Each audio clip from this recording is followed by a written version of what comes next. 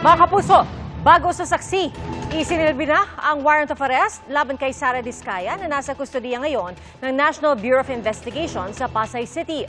Kaugnay po ito sa kasong graft at malversation na inihain laban sa kanya.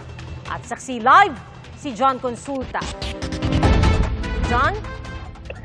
Yes, Pia, sa mga sandaling ito, nandito tayo ngayon sa gusali ng National Bureau of Investigation at ang tangkuhan natin ito ay live ngayon na nakikita natin na ginagawa ngayon itong fingerprint kay Sara Diskaya matapos ang isilbi ng National Bureau of Investigation Organized and Transnational Crime Division ang warrant of arrest. At kabilang nga doon sa warrant of arrest na isinilbi sa kanya ay itong kaso ng malversation of public funds at kabilang pa nga rin dito ang warrant sa graft. Ayon dito kay Director Lito Magno, minabuti nilang isilbi na itong warrant of arrest matapos matanggap ang kopya nito mga pasado alas 7 ng gabi, Pia. Pero kaninang hapon pa, nakakuha na tayo ng mga impormasyon na posibleng lumabas na ang kopya ng warrant sa loob ng araw na ito. At kanin-kanina lamang ay mismong si Pangulong Bongbong Marcos ang nag-anunsyo na lumabas na nga ang warrant. Kaya lahat ay naka-alerto kanina hanggang sa nang tuluyan na nakakuha ng kopya ang mga tauhan ng NBI ay isinilbi na. So sa mga sandaling ito, Pia, ongoing itong mahabang proseso ng pagkuha ng kanyang fingerprints ng mga tauhan ng NBI at inaasahan mamaya-maya lamang at tutuloy na ito susunod mga proseso tulad ng pagposa sa kanya dahil mula rito sa NBI ay ang ating impormasyon na kalapia ay dadalhin na ito sa detention facility ng National Bureau of Investigation sa Muntinlupa City. So aabangan natin kung magtutuloy-tuloy yung ganitong klase ng mga proseso matapos ng isilbi itong warrant of arrest sa negosyanteng si Sara Diskaya, Pia. John, alam na ba natin kung paano yung magiging paglipat sa kanya mula dyan papunta sa Muntinlupa? Ano yung inihahandang seguridad para sa convoy na maghahatid kay Sara Diskaya? Actually, Pia, mahigpit yung seguridad na ipapatupad ng NBI. Merong mga security teams na naka-standby na ngayon at naka-ready na rin ang ilang mga backup na teams. At inaasahan din natin, Pia, na actually bukas ng umaga magkakaroon ng hearing itong si Sara Diskaya. Ito ay bahagi ng Department of Justice ng umaga. So kung susundan natin yung sequence ng events na maaaring mangyari mula rito sa NBI, dadalhin siya sa detention facility ng NBI sa Muntinlupa City at maaga bukas ay ibabiyahe siya papunta ng DOJ. Inaasahan, Pia, na bukas din ay maaari na siyang ilipad papunta ng Cebu City bilang bahagi ng return of warrant na matapos ng ilabas ng korte sa Cebu itong warrant of arrest sa kanya. Bahagi ng proseso, Pia, yung pagbabalik ng warrant kasama ng taong dinakip sa utos na rin ng korte, Pia. Alright, linawin natin yun dyan. Siya ay dadalhin sa Cebu dahil doon inihain yung kaso. Tama ka din, Pia. So maalala natin itong kasong ito ay actually sa Davao pero inilipat itong proseso ng kanyang kaso sa may bahagi ng Lapu-Lapu City, RDC. At dahil doon sila ang naglabas ng warrant of arrest ngayong araw, nakita natin mismo yung papel ng mismong copy ng warrant at doon kailangang i-return of warrant ng National Bureau of Investigation itong ipinalabas na warrant kasama itong si Miss Sara Diskaya, Pia. John, ang nakikita namin sa live na kuha sa NBI ay ang booking procedure nga, yung pagkuha ng mga fingerprint. Pero nagsagawa rin ba sila, John, ng medical examination? Tama ba? Tama ka doon, Pia. Kanina lamang, bagot nga siya kunan ng fingerprints, ay sumailalim si Ginang Diskaya ng masusing pag-examine ng mga doktor ng NBI. At ang kanilang gustong matiyak dito ay kung okay yung kanyang blood pressure, kung okay din yung kanyang kalagayan at ilang doktor yung tumutok dito, hindi lang isa. Talagang inalalayan yung mga taong kumukuha ng mga detalye at datos sa kanya. At so far, Pia, maayos naman yung mga nakuhang impormasyon. Sa mga oras na to, Pia, tapos na itong pagkuha ng kanyang fingerprints. Natanggal na lamang siya ngayon ng ink sa kanyang kamay At anumang oras mula ngayon, Pia, no, ay ito na, i-serve na yung mismong itutuloy yung proseso. No? Makikita natin, hawak na ng ating arresting officer ng NBI, itong mismong posas na hawak ng isang NBI agent. At pinapaliwanag sa kanya ngayon itong mga magiging proseso. Bahagi pa rin, Pia, no, itong pagkuha sa kanyang fingerprints, pagposas, kukunan din siya ng mugshot mamaya-maya. So, ito, Pia, no, waiting lang tayo. Ito, nakikita natin na ngayon. Ito na, Pia. Okay, okay, lalakad kami ngayon, Pia.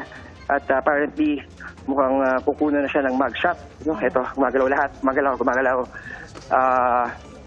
So, tutuloy-tuloy itong mga proseso ng NBI dahil kailangan sundin lahat ng proseso para maging maayos yung lahat ng documentation. No? So sa ngayon, no, Pia, yan muna ang pinaka-latest dito at magpapalik tayo sa iba pang magiging development mula rito sa NBI. Ako si John Consulta ng GMA Integrated News.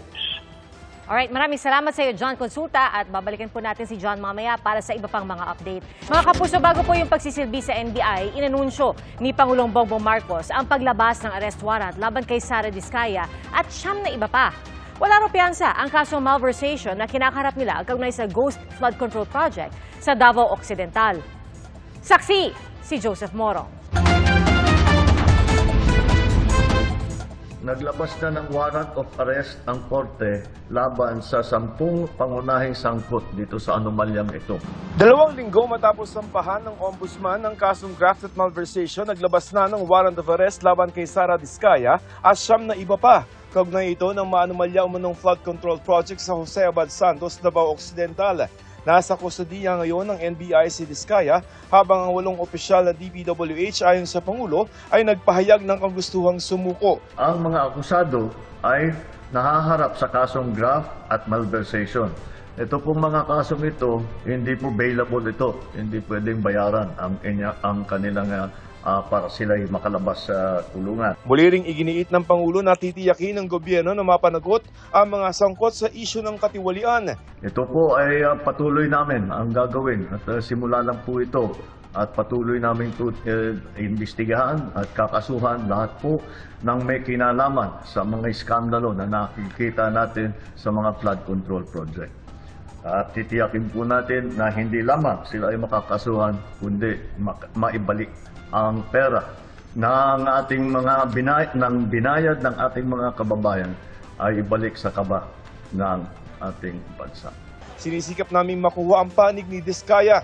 Pero matatapos na ang taon, wala pa rin nakukulong na malalaking isda kaugnay ng mga maanumalyang flood control projects.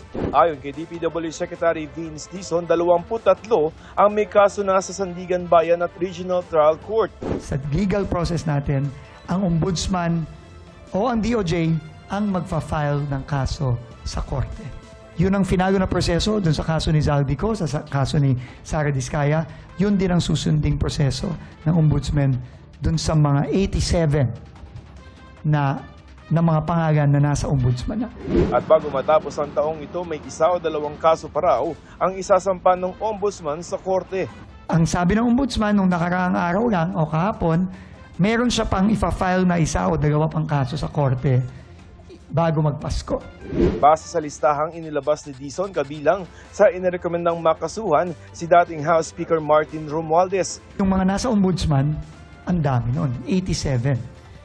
Including former Speaker Martin Romualdez, Senators, Congressmen, Secretary Bunoan, Undersecretary Cabral, Undersecretary Bernardo, they're all there. Ngayon, magtiwala tayo sa ombudsman natin. Dati nang sinabi ni Romualdez na wala siyang kinalaman sa mga questionableng flood control project. Punto pa ng abogado ni Romualdez, hindi inirekomenda ng ICI na kasuhan si Romualdez. In fact, the ICI made it clear in their referral that it was issued without finding or conclusion of guilt or liability on the part of former Speaker Romualdez. Hihintayin daw nila ang magiging findings ng ombudsman. Pag-aaralan naman ng ICI ang isinimite sa kanila ng Commission on Audit na 4 na audit report tungkol sa 330 million pesos na umunoy ghost flood control project sa Bulacan. Gayon din sa hindi otorisadong paglilipat ng mga proyekto roon na ibinigay sa Wawaw Builders. Si dating Senador Bong Revilla na inirekomendang kasuhan ng ICI, nagtungo sa DOJ kanina pero umalis din agad. Hindi pa malinaw sa ngayon kung anong dahilan ng kanyang pagpunta sa DOJ. Nagtungo rin kanina sa DOJ si dating Bulacan 1st District Assistant Engineer Bryce Hernandez ayon sa kanyang abogado para ito sa kinakaharap niyang reklamong tax evasion. Hindi pa naman nakababalik sa bansa si dating DPWH Secretary Manuel Bonoan base sa record ng Bureau of Immigration. December 17 ang sinabing petsa ng pagbabalik ni Bonoan na sinamahan umunong asawa sa medical procedure nito sa Amerika noong Nobyembre. Para sa GMA Integrated News, ako si Joseph Morong, ang inyong saksi. Simula bukas, suspendido ang mga pagkukumpuni sa North Luzon Expressway sa gitna ng pagdami ng mga sasakyan ngayong papalapit ang Pasko. Sa Sabado naman, ang simula ng pagpapatupad ng bagong sistema ng pagkwenta kung magkano ang singil sa mga TNVS. Ating saksihan. Pahirap ang pagbubook at tumataas sa singil ngayong holiday season. Ilan lang yan sa idinaraing ng mga pasahero ng mga Transport Network Vehicle Service o TNVS.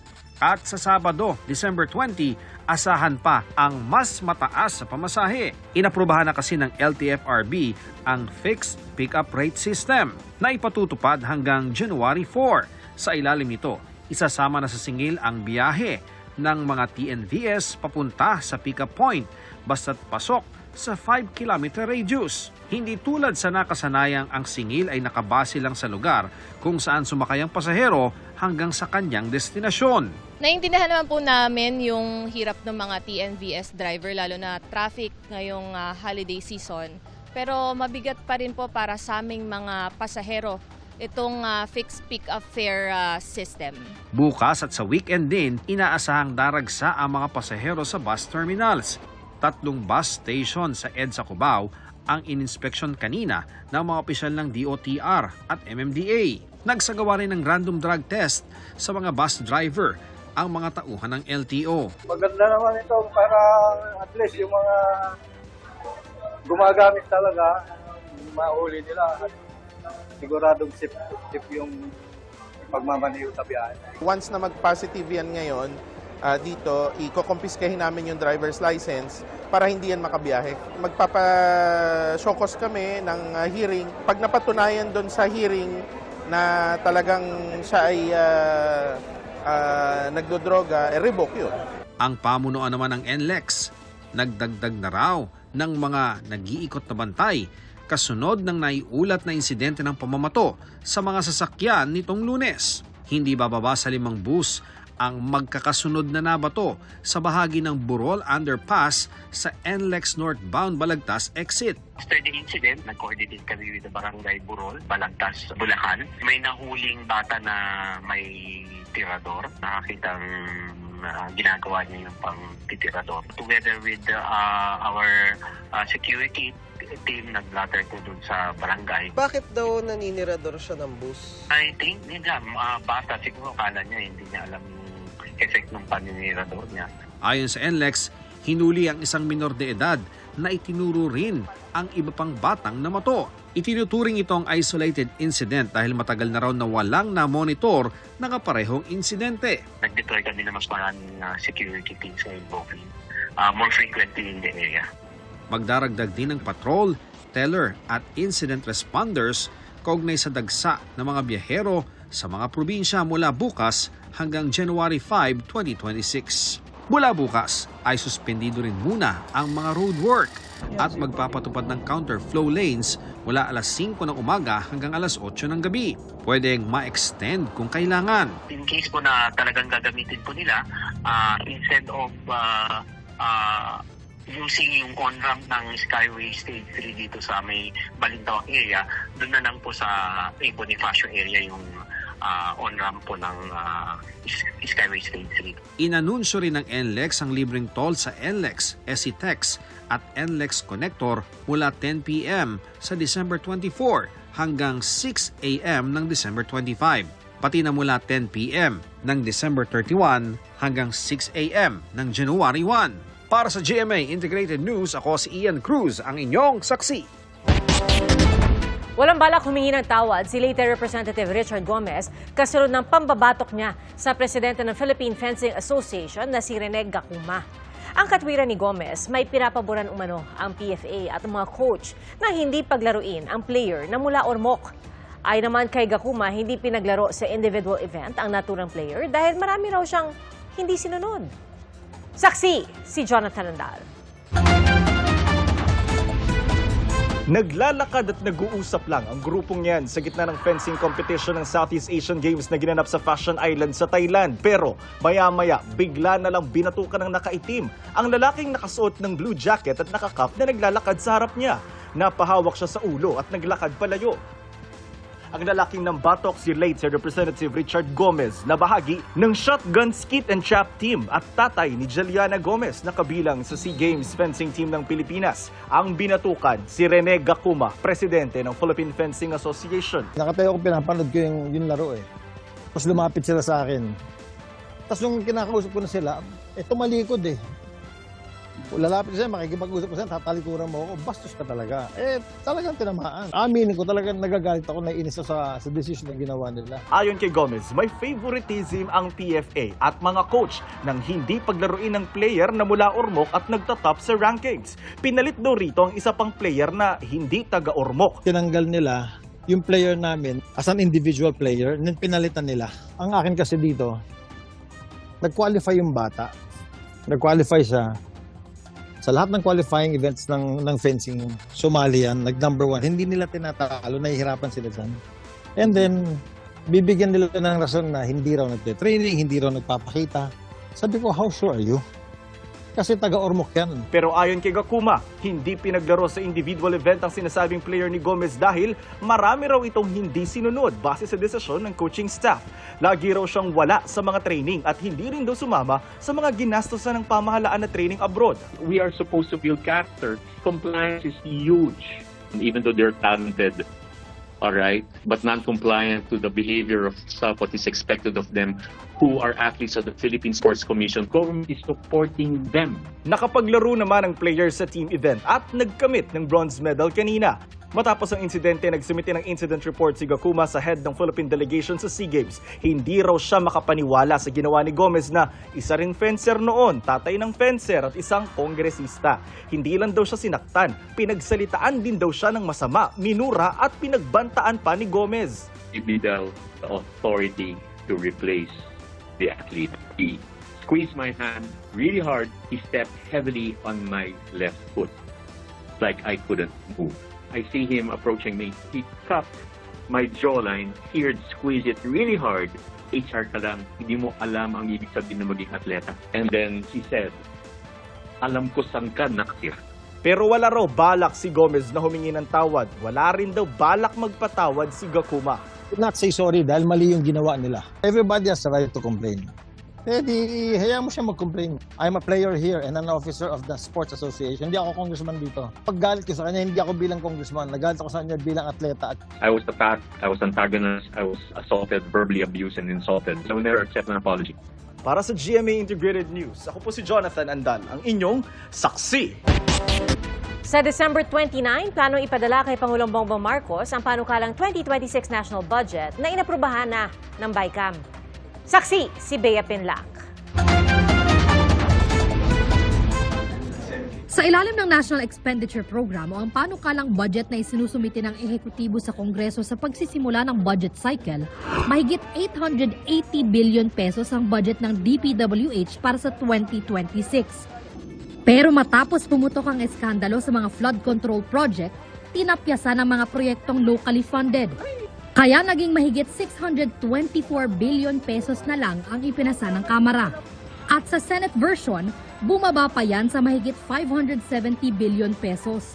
Nauwi pa sa deadlock ang usapin ng budget ng DPWH sa BICAM matapos umapela si DPWH Secretary Vince Dizon na ibalik ang 45 billion pesos na tinapyas ng Senado.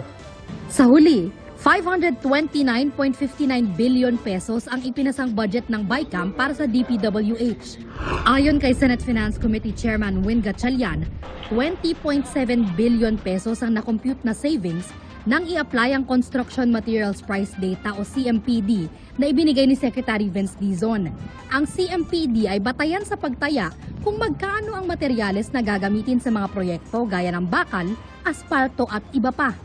Confident po ako sabihin na wala nang overpriced na materyales sa loob po nitong budget na ito. Indeed, malaki ang dapat tapyasin. At nung kinumpute nila, sinama na rin yung hauling, ibig sabihin yung tracking, logistics ng materyales na kasama dapat sa costing. Ayun, lumalabas hindi 45 kung hindi 20.7 ang overprice. Sa 20.7 billion pesos na savings, 16.5 billion pesos ang inilipat sa PhilHealth at 4.25 billion ang napunta sa National Disaster Risk Reduction and Management Fund na ginagamit tuwing panahon ng kalamidad. Every year, ang remittance to PhilHealth from Syntax kulang yan. So this year will be the first time na kompleto siya. No, at 63 billion, if I'm not mistaken. Tapos yung additional pang 60 billion na ibinalik dahil sa Supreme Court ruling. So ang trabaho ngayon ng PhilHealth, siguraduhin na yung case rates taasan. Sabi noon ni Dizon, magkukulang ang pondo para sa halos 10,000 proyekto kung hindi ibinalik ang 45 billion pesos. Pero sabi niya ngayon, pagkakasyahin na lang ang pondo. Okay lang yon. Kasi naniniwala ako, naniniwala ang Pangulo at naniniwala din ang Kongreso na ang importante sa budget ay maginis siya at ma-implement siya ng tama. Kabilang naman sa nadagdagan ng pondo ang farm-to-market road sa ilalim ng Department of Agriculture. Mula 16 billion pesos na orihinal na proposal, itinaas yan sa 33 billion pesos sa BICAM. Nung una, kinwestiyon ni Senator Ping Lacson ang listahan ng farm-to-market roads na kulang daw sa detalye tulad ng coordinates at plano. Mag-i-inspeksyon daw ang Senado para mabantayan ang implementasyon nito. Pasado rin sa BICAM ang pinataas na pondo ng Assistance to Individuals in Crisis Situations o AICS na nasa 63.9 billion pesos. Tinaasan ito para hindi na raw kumuha sa unprogrammed budget tulad ng mga nakaraang taon. Isasama na rin kasi sa AIC sa mga benepisyaryo ng AKAP o ayuda para sa Kapos ang Kita program na tatanggalin na at hindi na popondohan. Kahit sa MAIFIP o Medical Assistance to Indigent and Financially Incapacitated Patients, aalisin na ang paggamit ng guarantee letter mula sa mga politiko para maka-avail sa programa. Target na maratipika ang BICAM report sa plenaryo ng Kamara at Senado at maitransmit ito sa Pangulo sa December 29, 2 araw bago matapos ang taon. Kung hindi mapirmahan ni Pangulong Bongbong Marcos ang budget bago matapos ang taon, posibleng mauwi ito sa reenacted budget. Pero pagtitiyak ng Senate Finance at House Appropriations Committee, synchronize na ang ginagawang review ng DBM para umabot sa 2025 ang pagpirma ng Pangulo sa budget. Nauna nang sinabi ng palasyo na ayaw ng Pangulo na magkaroon ng reenacted budget. We just want to give the assurance that the executive has enough time to review. So as we finish the agencies, we already start sending to the DBM. Walang reenacted We can now confidently say, ngayon natapos na po yung BICAM, there will be no reenacted budget. Para sa GMA Integrated News, ako si Bea Pinlac, ang inyong saksi. Tinawag ni Quezon City 5th District Representative Patrick Michael Vargas na nuisance ang isinampang 1 billion peso class action civil suit laban sa kanya kaugnay ng maanumalya umanong flood control projects. Git ni Vargas, politika ang dahilan ng pagsasampa ng reklamo. Napatunayan din daw sa pag-aaral ng Quezon City Government na walang ghost project sa lungsod. Ayon pa kay Vargas, oras na matanggap nila ang kopya ng reklamo at mapag-aralan na ito, maghahain po sila ng legal na hakbang. Inihain ng grupong United People Against Corruption ang reklamo kung saan respondent rin sina dating House Speaker Martin Romualdez, dating Congressman Zaldico, at ilang tauhan ng DPWH. Tumumba at bumagsak ang replika ng Statue of Liberty bunsod ng malalakas na hangin sa southern Brazil. 35 metro ang taas ng estatwang nakatayo sa gitna ng paradahan ng isang department store. Walang naiulat na nasaktan. Ayon po sa kumpanya, magsasagawa sila ng karagdagang investigasyon. Mga kapuso, isang linggo na lang, Pasko na at agaw pansin ang Christmas display sa Sagay City Plaza sa Negros Occidental na inspired sa mga dikya. Puno po ito ng iba't ibang lamang dagat. Pero ang tila paborito, ang Christmas tree na pinalamutian ng mga dikya o jellyfish. Mga kapuso, bago sa saksi, naisilbi na rin ang warrant of arrest sa kapwa-akusado ni Sara Diskaya na si Roma Angeline Rimando sa Pasig Police Headquarters. Si Rimando ay isang mataas na opisyal sa St. Timothy Construction Corporation na kumpanya ng mga Diskaya. Dadalhin po si Rimando sa Rizal Medical Center para isailalim sa medical check-up. At ngayon po makibalita tayo kay Jamie Santos kaugnay po sa pagsisilbi ng arrest warrant laban kay Sara Diskaya. Jamie, anong latest? Tia, natapos ng isagawa o sumailalim si Sara Diskaya sa medical procedure at booking procedure. Inaantabayanan na natin ngayong gabi ang biyahe, itong convoy na sasakyan ni Sara Diskaya para ilipat na siya sa NBI Detention Facility sa Muntinlupa. Kinumpirma ng NBI spokesperson na naging matagumpay ang implementasyon ng search warrant ng warrant of arrest dito kay Diskaya at ngayong gabi ay matapos isilbi sa kanya yung warrant of arrest ay ibabiyahe na siya at doon siya mananatili ngayong gabi. Bukas ng umaga, dadalhin si Sara Diskaya sa Department of Justice para sumailalim sa preliminary investigation at matapos nito ay ibabiyahe si Sara Diskaya sa Cebu dahil doon lumabas ang kanyang warrant.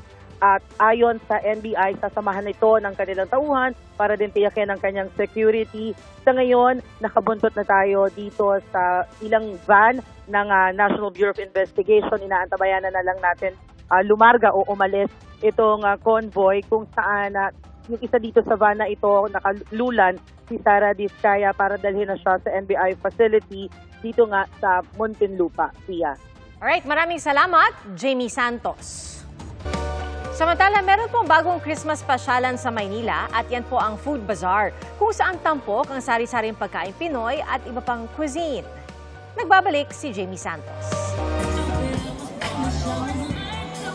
May bagong tambayan sa Malate, Maynila. Food trip is key para mag-unwind mula sa stress ng Metro Manila. Sagot yun ang happy hour sa Malate. Samot-saring pagkain ang tampok sa Food Bazaar. Merong shaufan toppings, burger, pizza, Japanese at Arabic cuisine na pinipilahan dahil ang mga chef na gumagawa ng shawarma ay mga Palestinian. At dahil Christmas season, syempre, present ang lechon sa mga pwedeng pagpilian.